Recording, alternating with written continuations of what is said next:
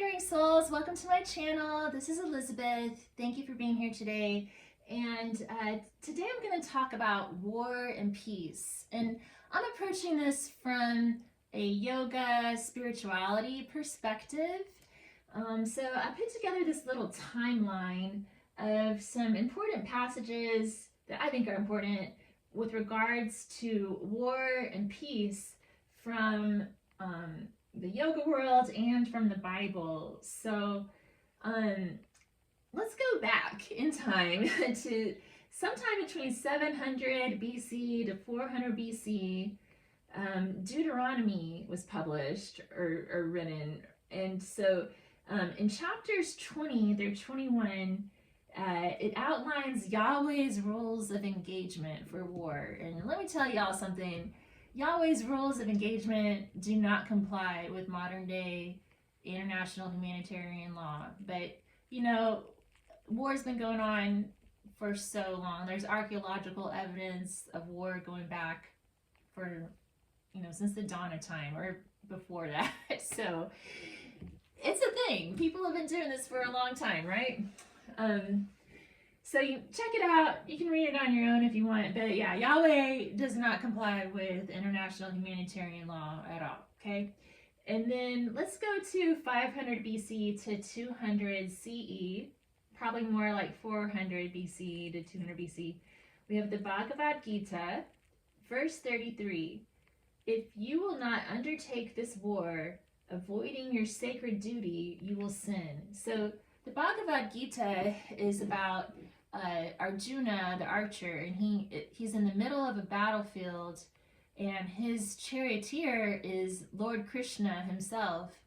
And these are the words of Lord Krishna to Arjuna. Like, Arjuna is out there in the middle of the battlefield, and he sees people on both sides that he knows and loves and cares about, and he says, I can't do this. I don't want to hurt these other people. But Krishna tells him that it's his dharma to fight because he's a warrior. So that's something to keep in mind. A lot of times people think yoga is all about peace, but it's not necessarily. That's not really true. It's about calming your mind so that the doer and the action can become one. And it's about following your dharma. So ideally we want to be calm, we want to be peaceful when we can, but we want to practice ahimsa, non-violence, non-harming when possible. But if it's our dharma to fight in a just war, then we need to follow our dharma, right? Okay, so then if we go to 200 BC to 500 CE, we have the Yoga Sutras, Patanjali, and he says, on being firmly established in ahimsa, non-violence, hostility is relinquished in the yogi's presence. So there is a value on peace. It reduces hostilities when people are around you. But again, we've got to balance these seemingly conflicting messages sometimes, right? So then if we go back to the Bible, Romans 13:4 says, government is God's minister to execute wrath on evildoers. And that was penned by Apostle Paul in 50 CE to 60 CE time frame.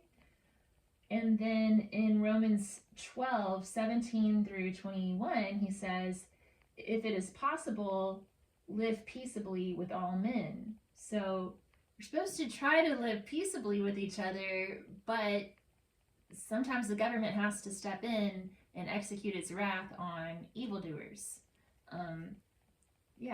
So there's that. Also, something that's been coming out a lot lately, a lot of people who have used Romans 13 have used it to justify slavery and terrible things. So if someone's going around banging the Bible and just talking about Romans 13 all the time, watch out for those people, because they need to read the rest of the Bible, not just that chapter. So if you go to Matthew the words of Jesus, and I guess we're going back in time. Wait, no, I know Matthew. Well, okay, Jesus was before Apostle Paul, but the Gospel of Matthew was written down in 80 CE to 90 CE. So Apostle Paul had already been influencing people before Matthew actually got written down as we know it today.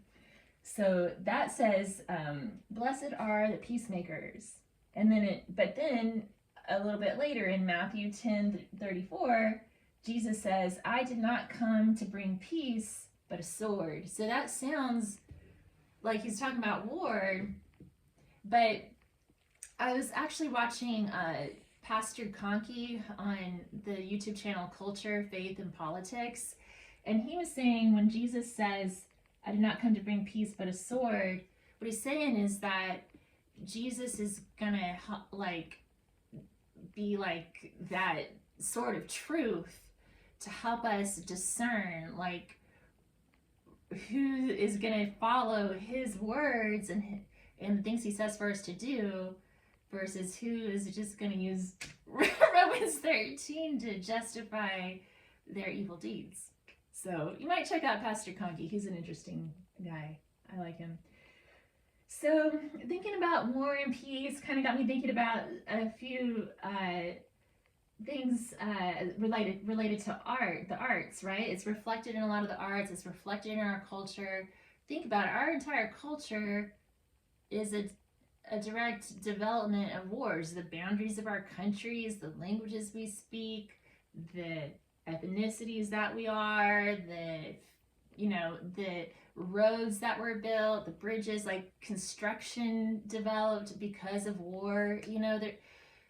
Think about all the medical developments that happened out on the battlefield. So war has played a significant role in the development of our global society, right? And also has affected the arts. So a couple of musical compositions you might want to check out. There's a classical piece of music called Quatuor pour la fin du temps by Olivier Messian. And he was a Jewish man who was taken to a POW camp, and he actually composed this piece at the POW camp during World War II, using some paper that one of the soldiers gave him, and he somehow convinced the soldiers to hook them up with some instruments, and he put this quartet together and they played it, and it's wild. I have it downloaded on my Apple Music, whatever, and so I listen to it all the time, and it's very chaotic. You can really hear that chaos and the anxiety that this man must have been experiencing. And then there's a song called Boudica by Inya, and it doesn't have any lyrics, but it's just got this really it almost sounds like Boudica in the chariot marching into battle. And you should look up Boudica's story as well. She was a war queen for the Essene tribe, and they got double crossed by her. She was a queen, and her husband got double crossed by the Romans, and you know how they're just like Yahweh. They don't follow the international humanitarian law, right? So Boudica and her daughters led the battle against the Romans, and they showed them no mercy. So she's legendary. There's a couple of other things, like there's a piece called Butterfly Warriors by Marcus Fung.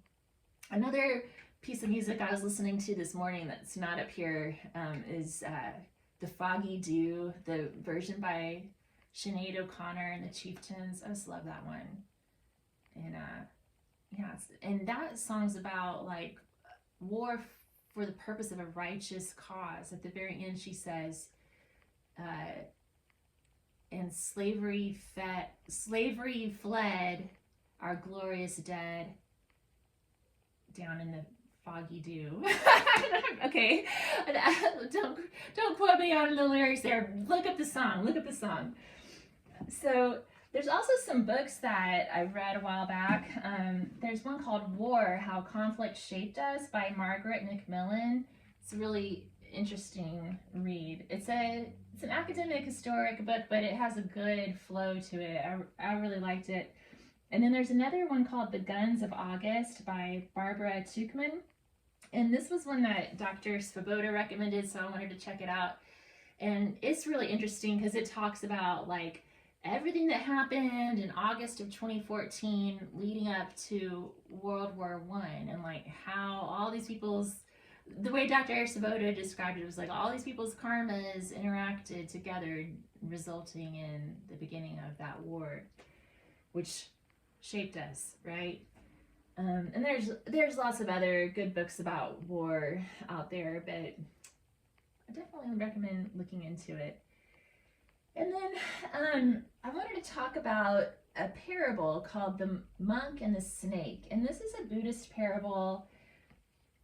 I learned it from a book called Living Your Yoga by Judith Lassiter. I really love her. And this is in chapter 20.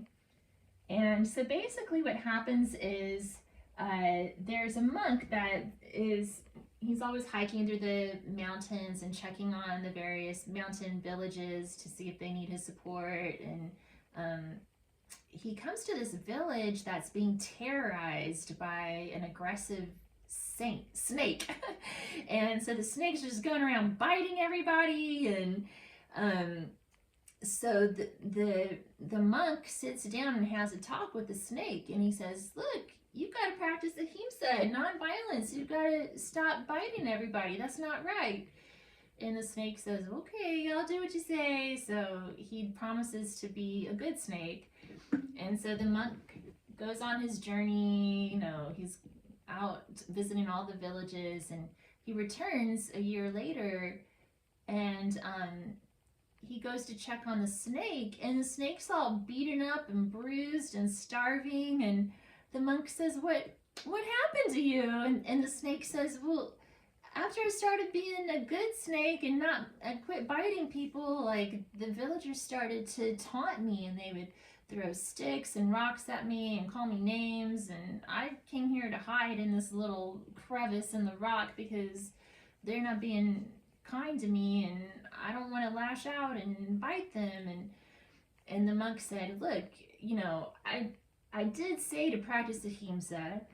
I did advise against violence, but I never told you not to hiss. So, you know, like my key takeaway from all of this, kind of tossing all of these ideas around in my brain, my personal philosophy is that I'm always willing to work towards peace, but at the same time, I'm willing to go to war for a righteous cause if necessary. I mean, think about all the revolutions that have happened where people fought for democracy, for people to have rights, fought against oppression.